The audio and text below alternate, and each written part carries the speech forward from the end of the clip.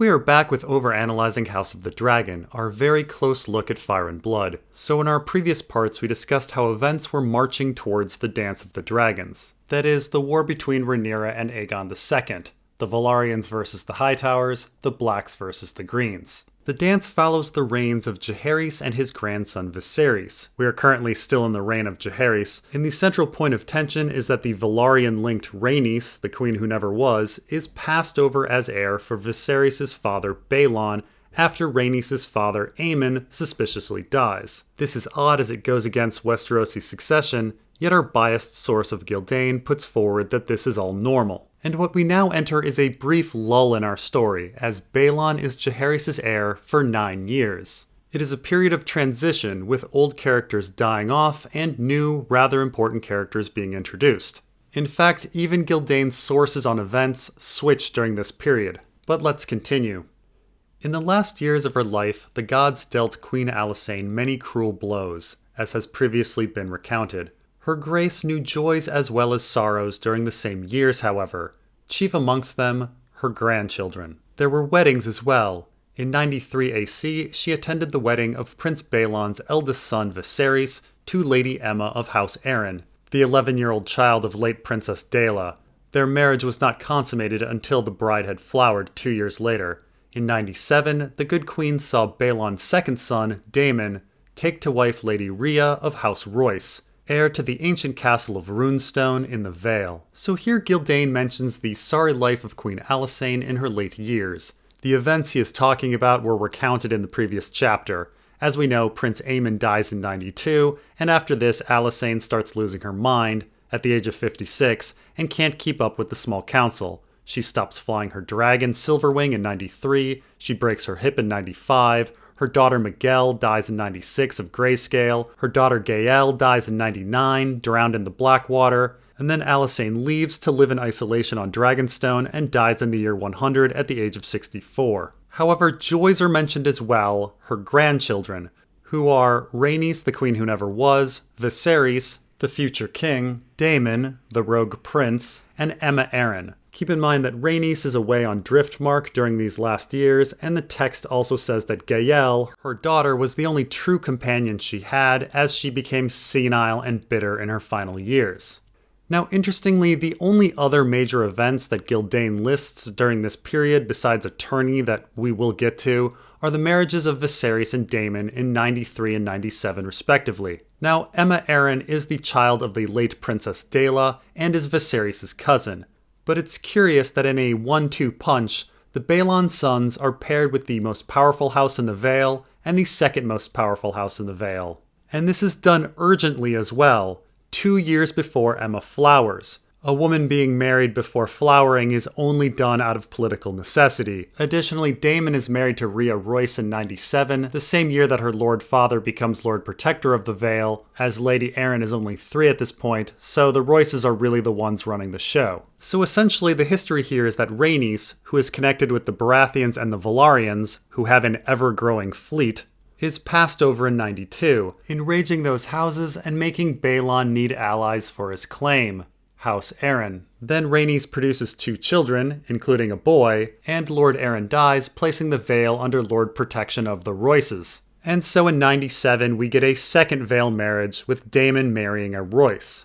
Now there are some other major events during this period, like Balerion the Black Dread dying and Daemon Targaryen getting Dark Sister, but the single most important event not mentioned is the birth of Viserys and Aemma Arryn's daughter Rhaenyra in 97. She will be the most important character in our story. The great tourney held at King's Landing in 98 AC to celebrate the 50th year of King Jaehaerys' reign surely gladdened the queen's heart as well, for most of her surviving children, grandchildren, and great-grandchildren returned to share in the feasts and celebrations. Not since the doom of Valyria had so many dragons been seen in one place at one time, it was truly said. So that last statement of there being this massive collection of dragons is rather curious. It evokes images of the Valyrian Empire and the devastation that destroyed it. A sky filled with so many fire-breathing dragons.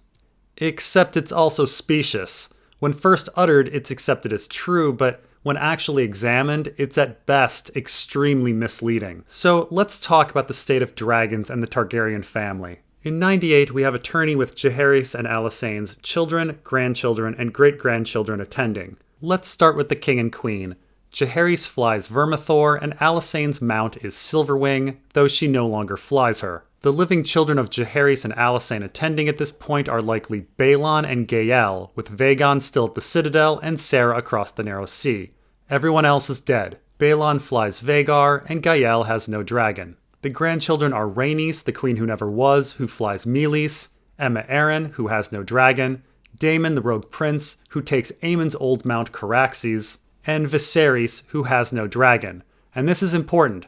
Viserys claimed Balerion the Black Dread in 93, flew him once, and then Balerion dies shortly after in 94.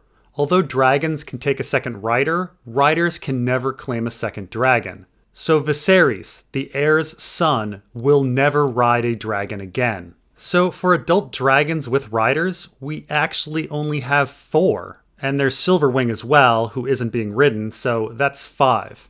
Now yes, there are some dragons on Dragonstone, and Dreamfire is in the dragon pit without a rider, but let's stick to the tourney and the impression that the dragons who are out and about are making. There are 5 adult dragons flying around, and 1 without a rider, and that is not the most dragons ever. In fact, prior to 92, for a few years, not just a single tourney, there were 5 adult dragons in King's Landing. Vermithor, Silverwing, Caraxes, Vhagar, and Meleys, all with active riders. Jaehaerys, Alysanne, Aemon, Baelon, and Rhaenys. Plus Balerion the Black Dread and Dreamfire were in the Dragon Pit. Or we can go back to the year 75 when those same 5 dragons were being ridden for nearly a decade, but with Alyssa Targaryen on Meleys instead of Rhaenys. So the statement, "Not since the Doom of Valyria had so many dragons been seen in one place at one time, it is truly said," is certainly misleading. The skies around King's Landing are not so different from the past few decades. However, the statement is technically correct. There is a 6th dragon.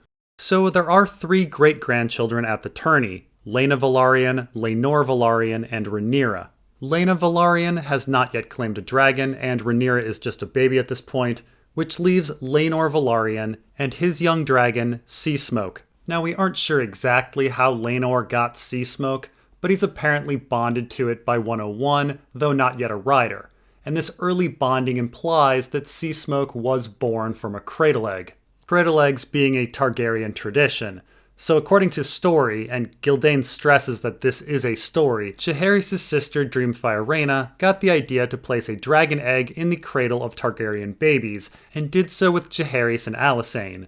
These eggs hatched into their dragons Vermithor and Silverwing. However, these are the only previous examples of cradle egg dragons being a thing. Vhagar, Caraxes, and Meleys were all claimed by their riders because of their size, speed, and fierceness, not because the riders had any previous childhood bond to them. Now considering we have a long story about Daenerys bonding with her eggs prior to them hatching in a Game of Thrones, we can assume that there is something in a certain character's genetics and biology that helps hatch a dragon egg. And this is significant as Rhaenys and her children live on Driftmark, which means that someone in that family, whether it be Rhaenys, Corlys, Laena, or Laenor, is causing dragon eggs to hatch. But even setting the possible specialness of Rhaenys' line aside, Laenor, a future dragon rider, must be contrasted with Viserys, a man who will never ride a dragon again.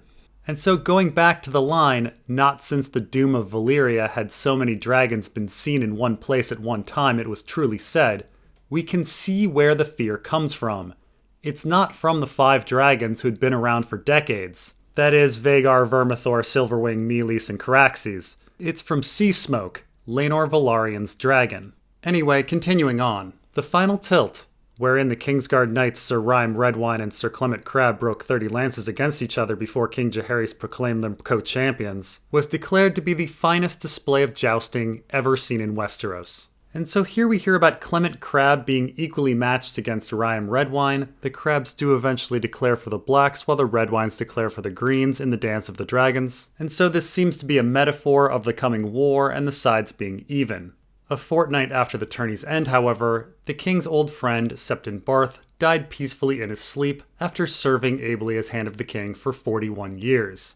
Jaehaerys chose the Lord Commander of the Kingsguard to take his place, but Sir Ryan Redwine was no Septon Barth, and his undoubted prowess with the lance proved of little use to him as hand. Some problems cannot be solved by hitting them with a stick, Grandmaster Alar famously observed. His Grace had no choice but to remove Sir Ryan after only a year in office. He turned to his son Baelon to replace him, and in 99 AC, the Prince of Dragonstone became the King's Hand as well. He performed his duties admirably. Though less scholarly than Septon Barth, the prince proved a good judge of men and surrounded himself with loyal subordinates and counselors. The realm would be well ruled when Baelon Targaryen sat the Iron Throne. Lords and common folk agreed. And so here we find that Septon Barth has died, who had been Hand for 41 years, and an advisor for many years before that. And in the previous chapter, it's revealed that Grandmaster Elisar died 6 months before Barth. And so from 98 to 101, the source of Gildane's writing seems to be solely a new Grand Maester, Alar, which would perhaps explain why so little is written about this period of time. And this is frustrating. Jaehaerys and Alysanne are going insane and becoming disconnected from politics. And we have no idea who is serving as Master of Law or Master of Ships at this point, or how relations are between King's Landing and Driftmark. Somebody is ruling the kingdom, but we don't really know who. The hands we have during the period, Sir Ryan and Baelon, are not described as the ones steering the ship, Ryan being incompetent and Baelon being a pushover. And Martin Tyrell is also not considered to be a smart man. Maybe Alar is running the show. We don't know. Of course, the big missing piece of information on this period is what on earth Ryan Redwine did to so screw up his hand. In A Storm of Swords, Stannis tells us that Ryan Redwine was one of the greatest knights and one of the worst hands. Why? What problem was he trying to hit a stick with that needed finesse instead? Why did the king have no choice but to remove him? And considering Jaehaerys is nuts and senile at this point, who convinced him to do this? Grandmaster Alar? Whatever Sir Ryan did, it didn't soil his reputation as one of the greatest knights of all time, but it was a level of incompetence that got him removed from the position and made him go down in history as a screw-up. So after Ryan, Baelon becomes Hand and is described more or less as a dumb pushover who relies on others, which is described as a good thing by Gildane. The lords and small folk supposedly all agreed that he would have been great, which of course makes us wonder which lords and which small folk. Again, was there some sort of poll? Small council sessions are not open to the public, so the only information on how Baelon is performing would come from the small council itself, who would naturally love a hand who deferred his decisions to them. But we don't really know who the them is other than Alar. And if Alar is running the kingdom with an insane king and queen and either an incompetent or pushover hand, he didn't write very much about it. It was not to be. In 101 AC, Prince Baelon complained of a stitch in his side whilst hunting in the Kingswood. The pain worsened when he returned to the city, his belly swelled and hardened, and the pain grew so severe it left him bedridden. Runketer, the new Grand Maester only recently arrived from the Citadel after Alar was felled by a stroke, was able to bring the prince's fever down somewhat and give him some relief from agony with milk of the poppy. But his condition continued to worsen. On the 5th day of his illness, Prince Baelon died in his bedchamber in the Tower of the Hand, with his father sitting beside him, holding his hand. After opening the corpse, Grandmaster Runketer put down the cause of death as a burst belly. And so here Baelon dies of an apparent appendicitis. Now, everything in the description points to this: a swollen hard belly, a fever, it being described as a rupture in the stomach area. But as Aemon's death appeared suspicious, we should ask ourselves if Baelon's death could also be foul play. After all, he gets his ailment while hunting in the Kingswood, invoking Robert's murder. However, there isn't really a great motive for anyone to kill Baelon. Baelon was supposedly a pushover, so the small council would essentially rule the kingdom, and the Velaryon faction was not really in a super great position to take over at this point. Rhaenys had been passed over supposedly because of her sex, which has not changed, and her son Laenor is only 7 at this point, making him not a great heir. Yes, the Velaryons have a fleet and the Baratheon army, but Viserys and Daemon have the Vale, and the dragon situation is essentially even, with Rhaenys' Meleys versus Daemon's Caraxes. If one were going to murder people to take the throne, a better option would be to kill both Baelon and Daemon, leaving Rhaenys as the only non-senile adult with a dragon. Now, in passing, we also find out that Grand Maester Alar, perhaps the secret king running the show for the past 3 years, has died and has been replaced by Grand Maester Runketer. Gyldain goes out of his way to describe Runketer as a competent medical practitioner with Baelon. Runketer is also known to have written a rather detailed chronicle of his time serving as Grand Maester, and so going forward we have a bit more detail on things, unlike under Alar or the later years of Barth and Elisar. All the 7 kingdoms wept for brave Baelon, and none more than King Jaehaerys. This time, when he lit his son's funeral pyre, he did not even have the comfort of his beloved wife beside him. The old king had never been so alone. And so here once again we get this insistence from Gyldain that Jaehaerys and Alysanne had some sort of loving relationship, and with Alysanne gone, now Jaehaerys was truly alone, making Baelon's death somehow even harder than Aemon's. Except Alysanne certainly did not comfort Jaehaerys during the death of Aemon, as this was during the Second Quarrel. Alysanne lived on Dragonstone and Jaehaerys in King's Landing. And even if she had returned to King's Landing for Aemon's funeral, she certainly wasn't on speaking terms with Jaehaerys. Gyldain is writing pure fiction here. And this is a good place to stop. We'll continue on with the Council of 101 in Part 4. Thanks for watching, and we'll see you next time.